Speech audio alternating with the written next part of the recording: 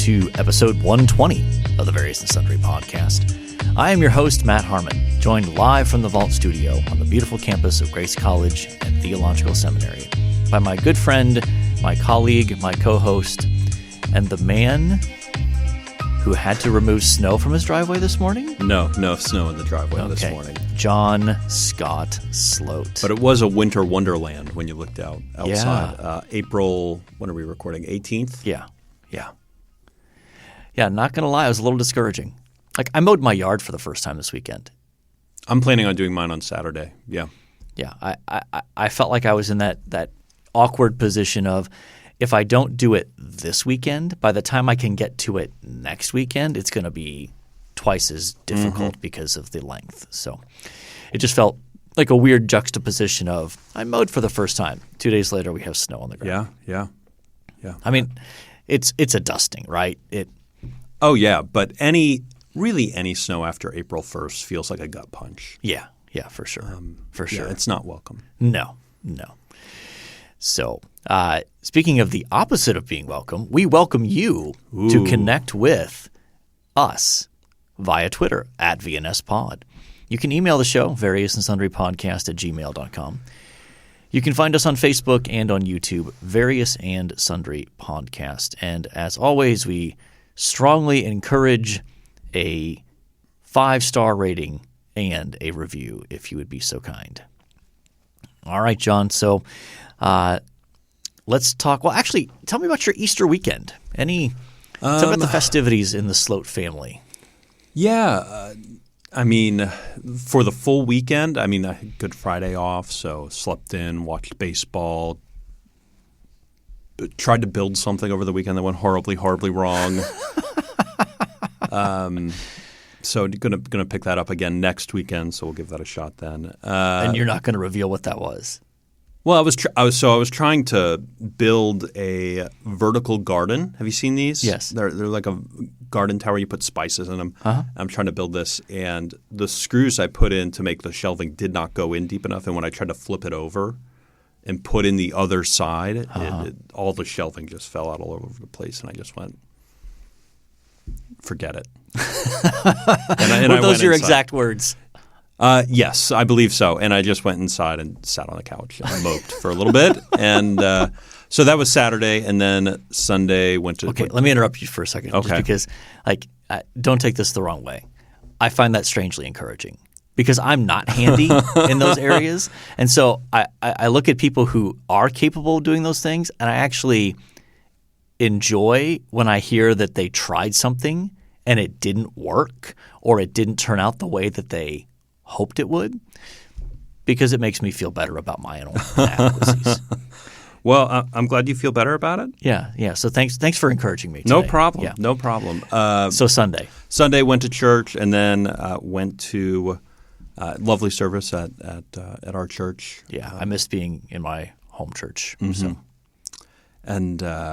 And then went up to my parents' house for late lunch, early dinner, sort of a thing. So was it just you and Andrea and Scott and Celeste? No, Andrea's parents were there as well. Oh, so. Okay. Bringing both sides of the family together. Yeah. Okay. Yeah. It was a good time.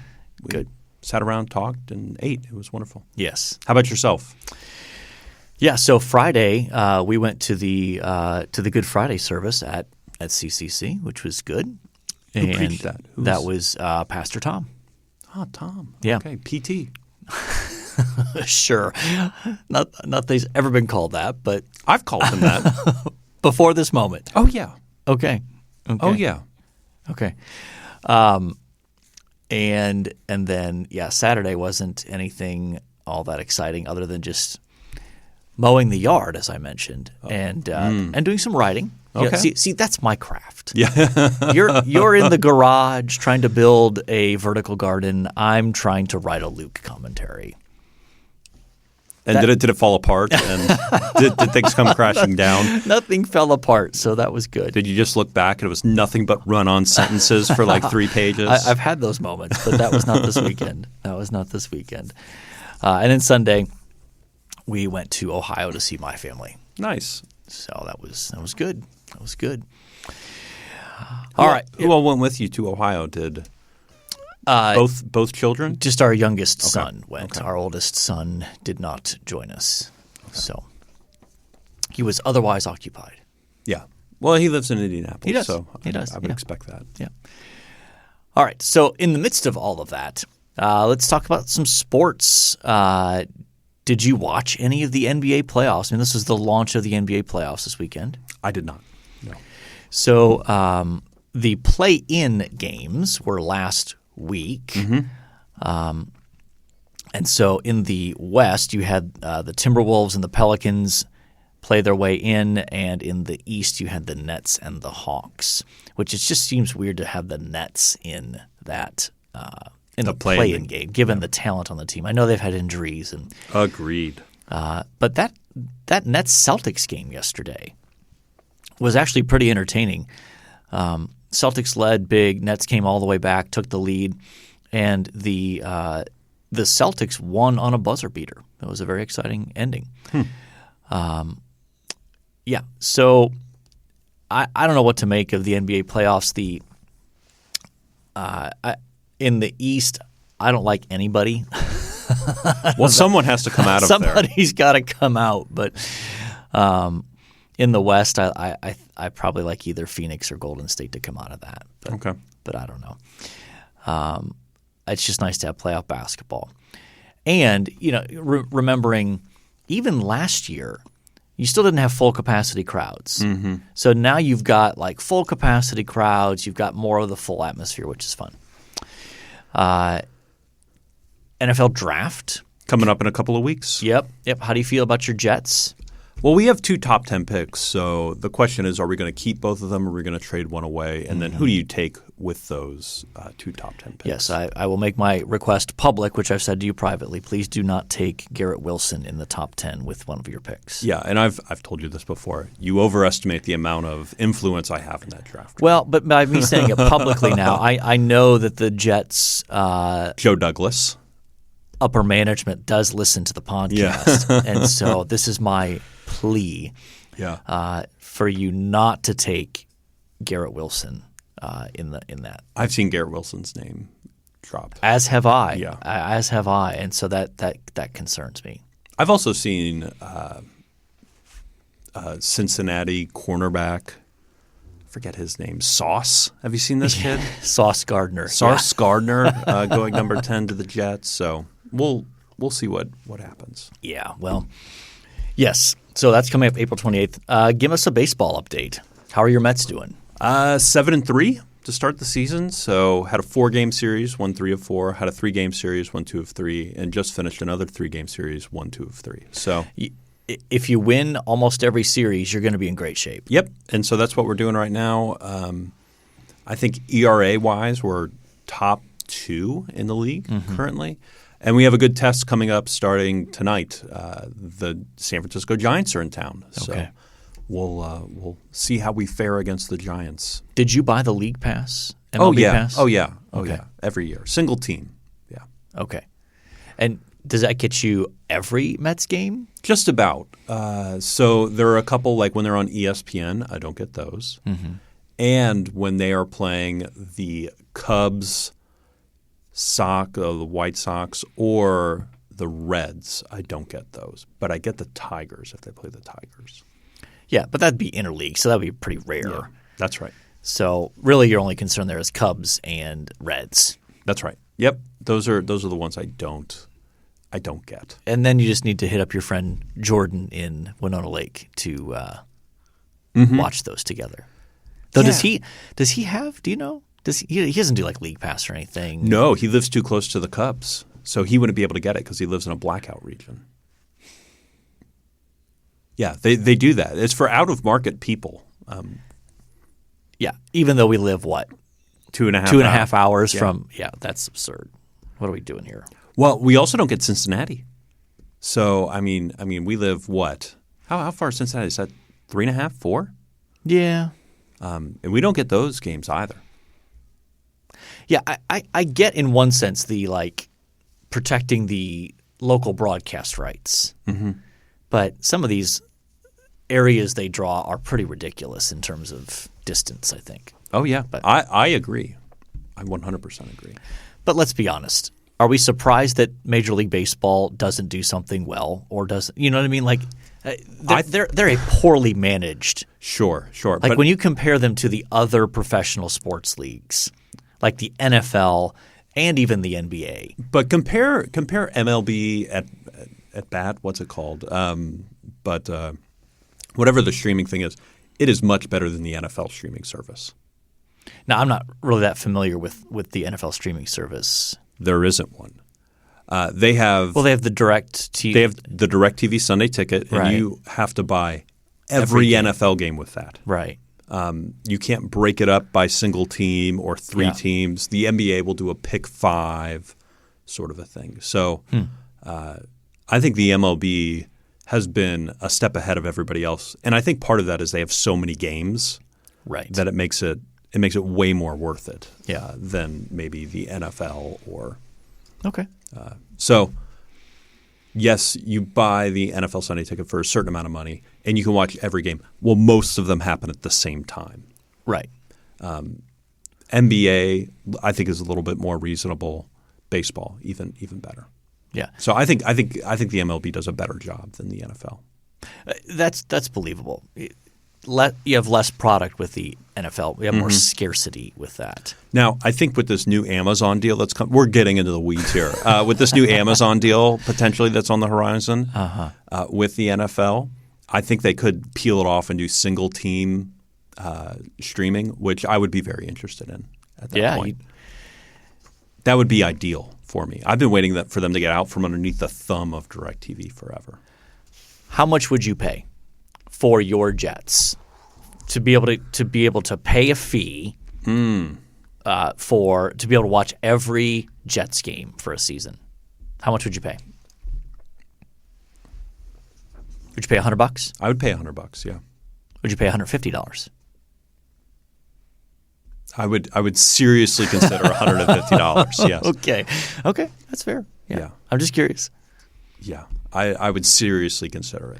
I mean, I'm thinking about if they did something like that with Ohio State football. Like, how much would I pay for access to every game? Now, you see most Ohio State football games. I see every Ohio State Okay. football game. Is it because we live close enough, or they're just so big time they're on mostly nationally? It's basically they're national they are either on ESPN, Fox, or Big Ten Network.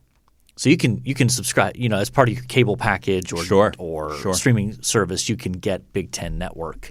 And if you have that, between those three, you'll get every Ohio State football game. Yeah. And that's part of that's just they're one of the big boys. Their numbers just those networks put them on like Fox and ESPN because they draw huge numbers comparatively to other schools. Sure. Like they're one of the top 3 or 4 brands in college football. Alabama, Ohio State, Notre Dame, like those are like the gold standard in terms of like you put them on in any part of the country and they're still going to draw big numbers. And Notre Dame has an NBC contract, right? Right. So they're on NBC every week. Every home game. Every home game. Their away games get picked up by ESPN. Oh, really? Typically. Or they've been on ACC Network before. And they did one game this past year on Peacock. Oh, really? Well, that's NBC. But put it behind the paywall. Oh, and it was like them against like some like MAC school, like Toledo, somebody that you're like, yeah, you got to be a diehard that you're going to pony up the extra $6 for the premium package with Peacock to get that game. Really going after those Catholic eyeballs. Yes. All right. Well, that took a detour we didn't expect. But how much would you pay for every Ohio State game if you didn't have access to it every week? If you're like me, watching the little line across the screen on NFL.com.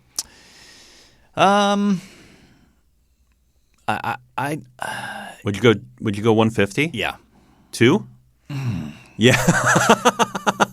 now you're hitting a little too hard there. I don't know, man. That would be a serious reflection moment of okay, what else would I have to drop out of the entertainment budget, so to speak, to justify that? Let me ask you this. Would you drop your cable potentially instead of and pay for this streaming service for Ohio State football? You would lose all your basketball would be the issue, I think. Yeah. Probably not, because my wife enjoys some of the HGTV stuff. And there are other things that part of the streaming package that go beyond what I enjoy. So I'd be hard-pressed to do that to my wife. Anyway. Well, that wasn't on the show notes, but something that is on the show notes. We've got the T4G conference coming up this week, John. In fact, when this episode drops, we will be at T4G. Yeah, I think we'll be in our first session. We will. Actually. Yeah. So Louisville, Kentucky. Yeah. Maybe we should explain what T4G is. Yeah, T4G stands for Together for the Gospel. Yeah. It's in Louisville, Kentucky. It's at the Convention Center this year. Historically, It's been at the Yum Center.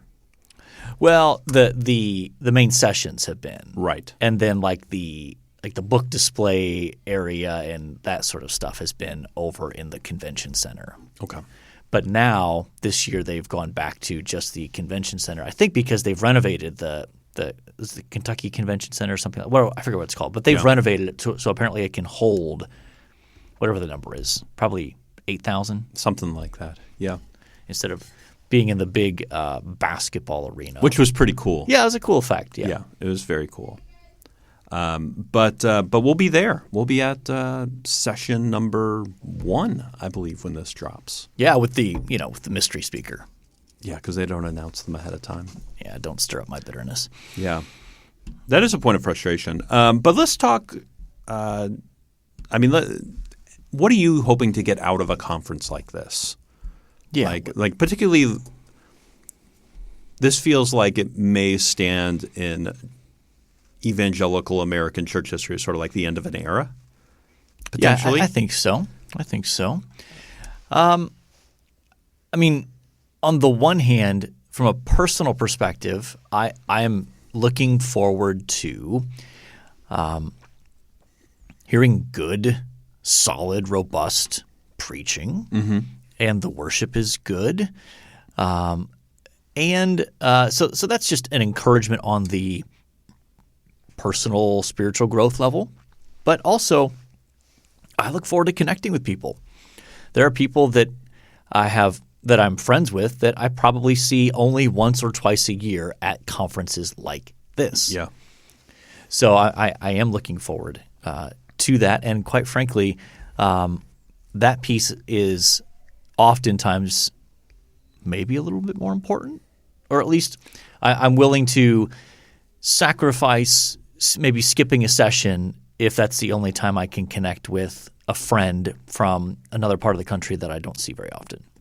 Yeah, I would actually go a step further. I think that's the point of conferences, is to connect with friends, build your network, engage with others, have good conversations. So, yeah, I think that's 100% of the reason – not 100% of the reason. That's a large percent of the reason I attend conferences in general is to engage and interact with others. Right. Though another piece of it for us in our position is we have consistently taken students to these kinds of events to expose them to high-quality preaching and teaching and get them sort of introduced to that larger network of pastors and others in ministry who are like-minded in broad strokes on commitment to the gospel. And I'm trying to think, was the first year – I think the first year I took students was for a Gospel Coalition conference, which is similar to what T4G does. Mm-hmm. But I don't know if you were part of that first group. No. I want to say my first time going to the Gospel Coalition was like 2011 maybe. Okay. Yeah, I think by then I was taking students. But yeah, so and we're doing this again this year. We're taking students. Yeah, 16, something like that. Yeah. We have a couple of vans rented that we got to park on the streets of Louisville somewhere. Well, that'll be fun. Hope they don't get broken into. We can find a parking garage, can't we? I have a 15-passenger van. I don't know. There's got to be space for that somewhere. Yeah. Maybe. Yeah. We'll see. Yeah. So and that's fun. I mean, if you think back to the first time, even as a student, and your first experience, tell me a little bit about your first experience. It was Gospel Coalition. It was Gospel Coalition 2011. Similar idea. Yeah. I knew a couple of names when I went there, and I was a seminary student, so I was graduated with my undergrad already. So I feel like I'm in a little different boat than I am with some of the students that we're taking. Yeah, we've got some like sophomore undergrad kind of sophomore even. Oh yeah, it's even freshmen. Yeah. And so I think I was a little further along, but I just remember my brain hurt. I think afterward. Yeah. And then I sort of realized there's just a lot of things I don't know, like just networking and people wise, and what on earth is sovereign grace? What on earth is Ligonier Ministries? Ligonier Ministries, all those things that what feels like the vast majority of the conference knows exactly what it is. And I did not. And so I'm a little outsider, but also very interested, wanted to explore and learn more. Yeah. And that is one advantage of they do have the exhibitors hall. So it's not – I mean so there's two separate areas. There's the exhibitors hall and then there's the bookstore area. So the exhibitors hall, you have these different ministries that have booths where you can go up and find out more. Some of them have giveaways even, or we'll put on like side events during breaks, like during like lunch or during when the main session is not going on, where they'll bring in different individuals and have a little mini event where they'll have them present or have a panel discussion on some topic related to their ministry or something like that. So it's a great opportunity for students to get exposed to those different ministries. So we've been at Gospel Coalition, had a presence there last year, right? And yeah, we had a booth there last year, and 2 years ago we did as well. Yeah, never at T4G. No, I think it's pretty expensive. It's just a little out of our price range. Yeah. I don't think we can afford to be there. And in fact, lots of seminaries choose not to go there because I think it's so expensive. Yeah.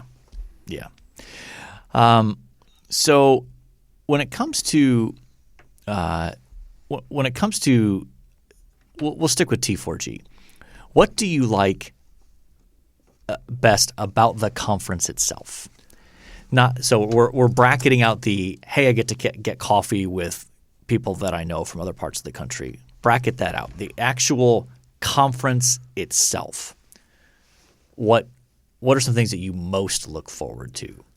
Well, I think I most look forward to the preaching, the teaching, and then I think I also enjoy wrestling with my students afterwards if they heard something that maybe grates on them and engaging in those conversations. So metaphorical wrestling, not physical wrestling. Yeah, they would never go up and attack a okay.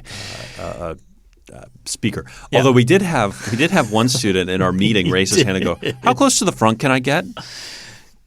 Yeah. Why? Yes. Yes. And we had to explain to him that there is a VIP section. Yes. And you are not VIP. No, you do not have access. You're not getting through there. Yeah. And look, that can grate against somebody, against people like, whoa, these people like. It's not that they think that they're better than anybody. It's the reality of if John Piper speaks, you could have a queue of 250 people who want their 3 minutes of conversation with John Piper. Oh yeah. Give the poor man a break. Like there is they're not trying to be like separatist, like we're better than you, we're elites. It's the reality of, do you have any idea how long you could just have a line of people who want to get that 3-minute conversation with John Piper? So quick story. I was at a smaller conference, a North American church planting conference, and it was in Chicago, Illinois. It was a Tim Keller conference, and I believe his name is Charlie Dates. Are you familiar with Charlie? Yeah. So he was speaking, and Tim Keller was speaking, and it was a small conference, like for the big name, right? Keller. Yeah. There was maybe 1,000 there, and so me and Zach from Ohio were at this conference together, and we're sitting maybe third row.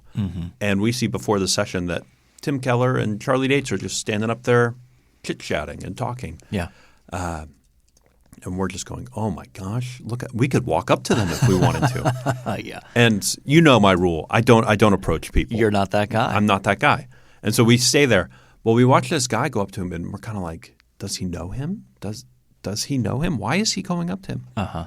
And then we got a good look, full body, and this guy had a set of pants that had cargo pockets all the way down each side. Okay. And you just knew like, nope.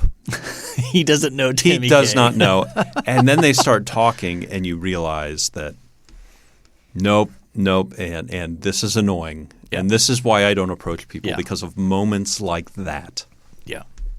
I don't want to be that guy. Okay. So Fair enough. Yeah.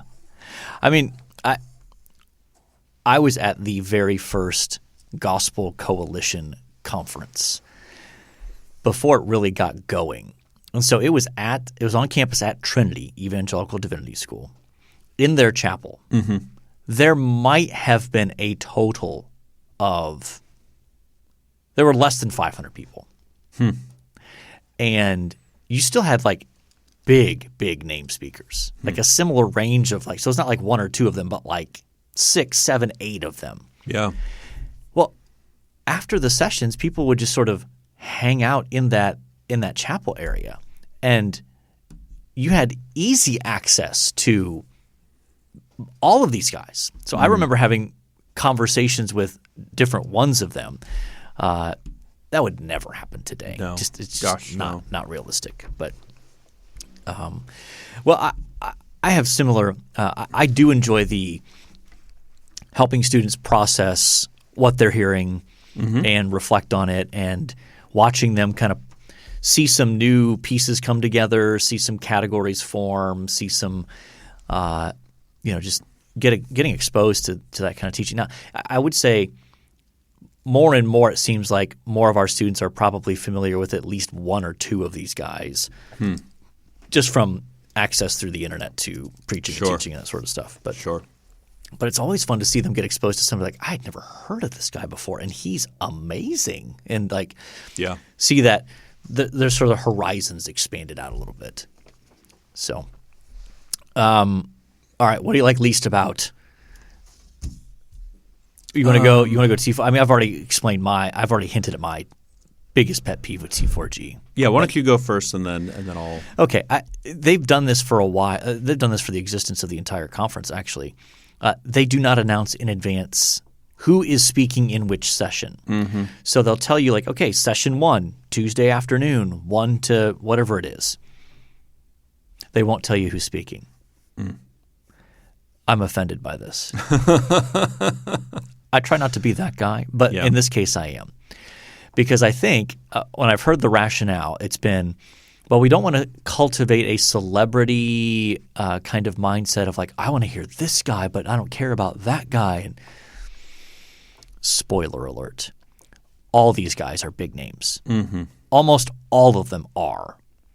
They wouldn't be there if they weren't big name people. So they're not plucking some guy from the middle of Arkansas who's got a church of 75 people that you've never heard of, but is a really great preacher and a faithful pastor. Mm-hmm. They're not plucking that guy to speak on the platform. Now, if they were doing like one or two of those guys, I'd be like, I get it.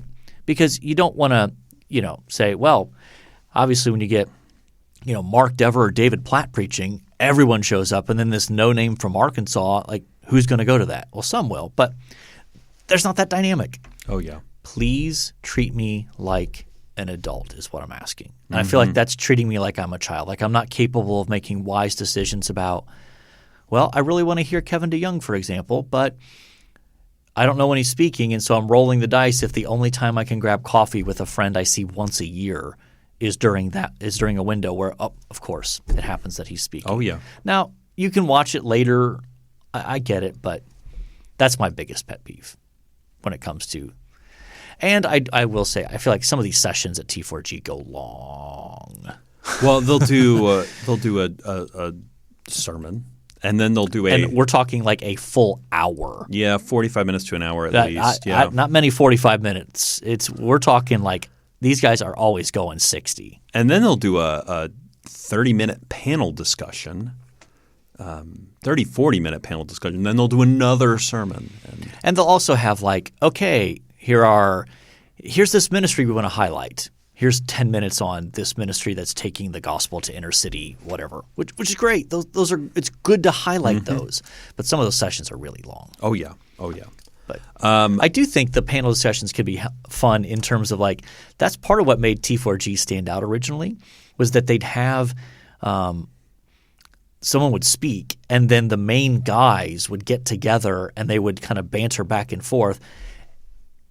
And I mean, in one sense, they're kind of simulating the kind of conversations that everybody's having after like, what did you think of when Al said this? Or like, that was such a good, helpful point when Lig made that connection between numbers and this. And like, you know, so I think they're trying to replicate that. And some of those are really good. But it just lengthens. No. I agree. I think they are very, very good. It makes a long day. Yeah. I think the thing I like the least lines. I despise all of the lines, whether it's to get coffee in the morning, whether it's to get lunch in the afternoon, or and they say they're bringing in food trucks and all these things, you know. But regardless of what you do, how many food trucks do you got to bring? Like, I mean, how many food trucks would you have to bring in to avoid like major lines? Like you'd have to bring in like 100 plus. Yeah, you're not bringing in that many. Now Louisville does have a plethora of food trucks, so that helps. Yeah, when you walk a few blocks, there's that area. I forget what it's called, but like they've got like. On a normal day, they've got food trucks just ready to go there. So I don't know if they're bringing in additional ones or what. Who knows? But but the lines and then bathroom lines. Oh my gosh. Yeah, it's awful. Yeah, for sure. For sure. Yeah, those are the things that I really struggle with, which at the end of the day are pretty small things. Yeah, absolutely. Any speakers in particular for this year that you're especially excited to hear? I always enjoy hearing Alistair Begg. Yes.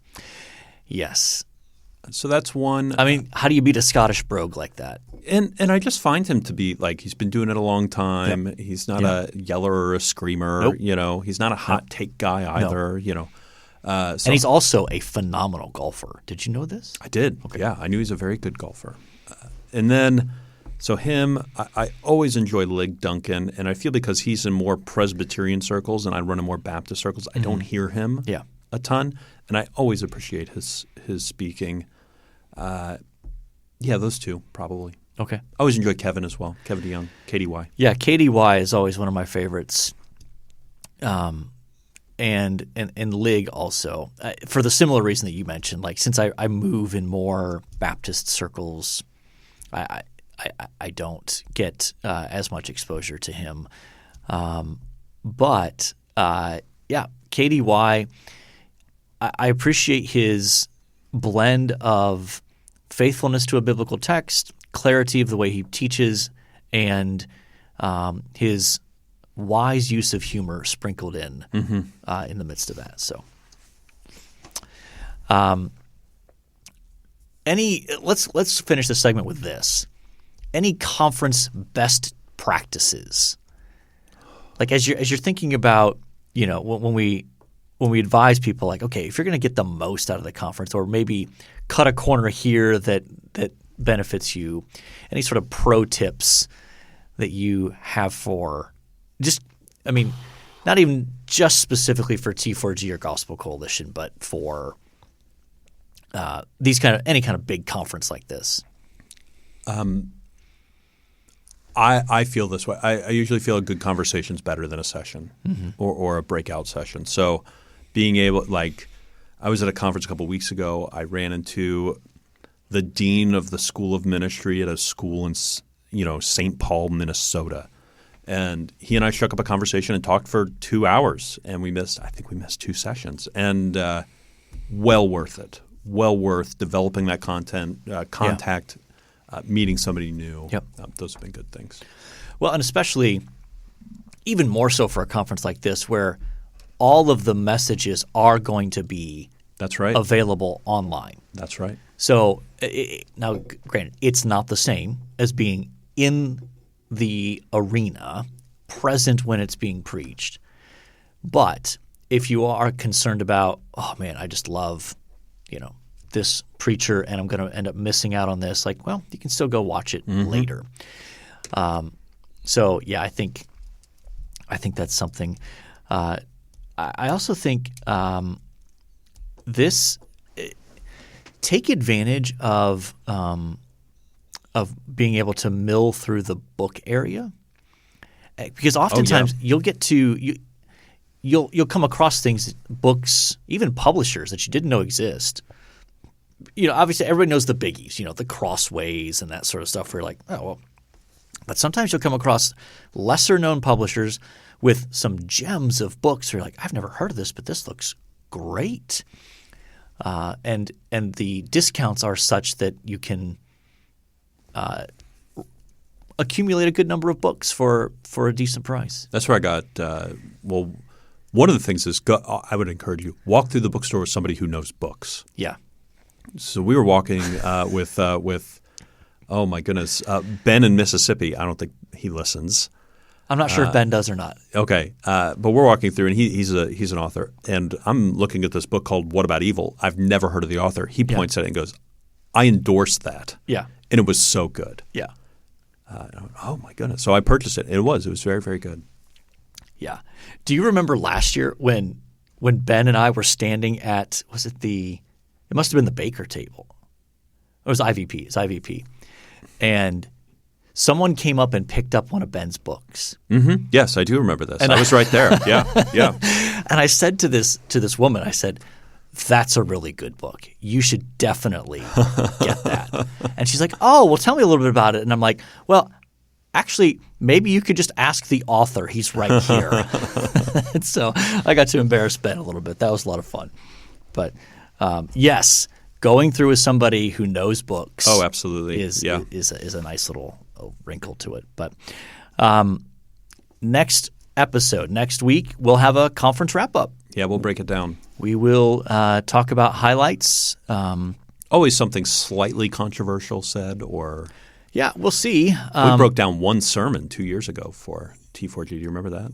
Yeah. That was the John Piper sermon. That was the John Piper sermon, yeah. We touched the third rail of evangelicalism of being slightly critical of John Piper. Are we allowed to do that in the Young Restless Reformed movement? Yeah, I think so. Okay. I mean, that's sort of are we sure about this? But yeah, I stand by those criticisms. Mm-hmm. That was 2 years ago. Yeah, I'm trying to even remember what he said that was so controversial. Do you remember?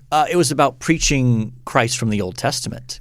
Oh, yeah. And he was critical of some of the ways that that's done. Had some good points, but I think overstated them. And it was funny to watch because it was online. Yes, so it was pre-recorded, and then afterwards there was the live post-message discussion between Mark Dever, Al Mohler, Lig Duncan, and you could tell they're trying to walk back some of the things that Piper said, or well, I think maybe even they were a little hesitant to touch old Papa Piper there.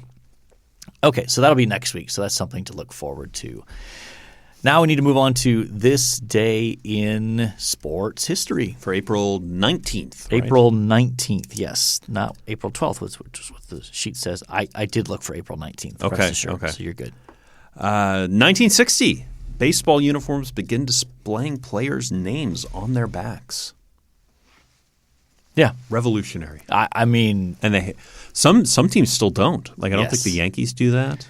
And that's true at the college level in football as well. It's sort of the old school, it's not about the name on the back of the jersey. Okay, whatever. Yeah. 1989, New York Mets shortstop Kevin Elster sets the record for most consecutive error-free games, 73. The streak eventually reached 89 before he committed an error. I threw that one in there for you. I appreciate that. Had you heard of Kevin Elster before today? I have not, no. Okay. There's a gap in your Mets my Mets first knowledge. My first Mets game I think was 93. 92, 93. Well, I mean, you were born in what, 88? So 88, yeah. I'm going to get you off the hook for being aware of this as it was going on. So, yeah. 91, Evander Holyfield beats George Foreman in a 12-round boxing match for the heavyweight title. Yeah, isn't it interesting how we have associations with both of those men that transcend boxing, right? Everyone's heard of Evander Holyfield. Sure. In part because either A, they know that Mike Tyson bit off a chunk of his ear in a boxing match, or because he has a lot of children. And then George Foreman, of course, more people today probably know him for his grill than for his boxing. Oh, yeah. And he's made a ton of money, I assume, off that. A ton of money, which I imagine he also didn't come up with the grill concept. He just slapped his name on it, I would think and so. then sells it. He does sell it. Yeah, he does the promotion work for that. Have you ever had a George Foreman grill? Absolutely. Okay, yeah. So if we Have you? Yeah, I assume so. Yeah. Most people have. Yeah. 97, NFL draft Ohio State offensive lineman Orlando Pace becomes the first pick by the St. Louis Rams. Yes. Most dominant offensive lineman I've ever seen in college. He was unbelievable. So, and he had a Hall of Fame NFL career. Yeah. Yep. So. All right. Who do you like? Well, Slim Pickens. I would probably lean towards Orlando Pace because of my Ohio State affection. But I think the more significant one is probably Holyfield.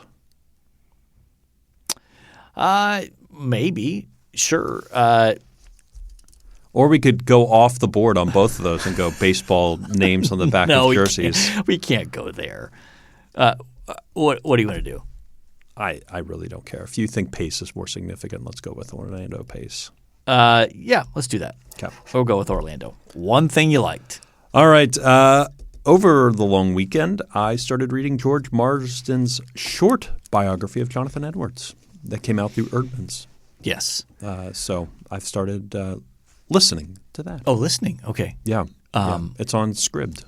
Oh, interesting. Not the long one though, and I've wanted to read the long one for a long time, and I think this will be a good introduction. So I have some hooks to hang things on as I go through his life. Yeah, that'd be interesting to listen to. I read the long one shortly after it came out a while ago. It's very good. If you enjoy historical, if you enjoy biography and that's in your wheelhouse. So one thing that he does is in the intro he goes, I'm basically thanking everybody that helped me with the big one so that I could write the little one. Yeah, and he mentions Thomas Kidd.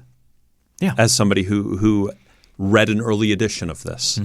That's one of your boys right there. I like Thomas Kidd. You're a big TK fan. Probably back when he was a student. You've got the TK initials. You've got Timmy K and Tommy K. That's right. Okay. All right.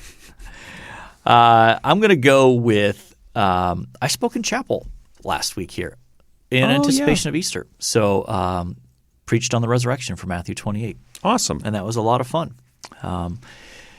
It's enjoyable to get in front of our in theory our entire undergrad student body, and to get to talk about the resurrection was a lot of fun. And my son Jake introduced me. Nice. So that was fun. That's always that's something nice that our chapel guys do. If someone's speaking and their kid is a student there, they have the kid introduce the speaker. So nice. A lot of fun. All right. We have talked NBA playoffs. We've talked NFL draft. We've talked how much each of us would spend to watch our respective favorite teams. Yep. We've talked T4G and what we're looking forward to there, conference expectations, pro tips, etc. We've talked NFL draft, Ohio State legend Orlando Pace, and then we've talked books. We've talked speaking in chapel. I think by definition, we have covered our various and sundry topics, and so all that's left to say is until next time. The Lord bless y'all real good. Later.